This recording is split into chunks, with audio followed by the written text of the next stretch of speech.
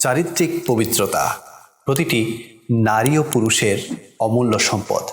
এই সম্পদ যারা সংরক্ষণ করতে সক্ষম হয় না তাদেরকে মানুষ ভালো চোখে দেখে না।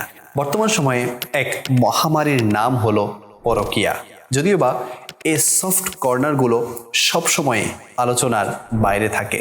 হঠাৎ কোনো পরনারী বা পরপুরুষের প্রতি আকর্ষণ জাগা, হালাল জীবনসঙ্গীকে উপেক্ষা করে যোগাযোগ স্থাপন করা। হয়তো সে বেচারা বা বেচারি জানেই না যে তার অগোচরে কত কিছুই ঘটে যাচ্ছে, যার সাথে সে একদিন সারা জীবন একসাথে থাকার এবং সম্পর্ক রক্ষার প্রতিজ্ঞার মাধ্যমে একটি হালাল ও পবিত্র বন্ধনে আবদ্ধ হয়েছিল। সে যদি তার পার্টনারের ধোঁকার খবর জানত তাহলে তার মনের উপর কেমন প্রভাব পড়ত।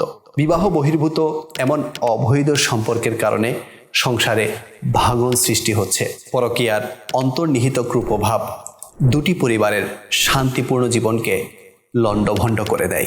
এছাড়াও একজন সন্তান প্রাপ্তবয়স্ক হোক কিংবা অপ্রাপ্তবয়স্ক, অবশ্যই তাকে চিন্তামুক্ত পরিবেশ উপহার দেয়া সকল মা বাবার কর্তব্য।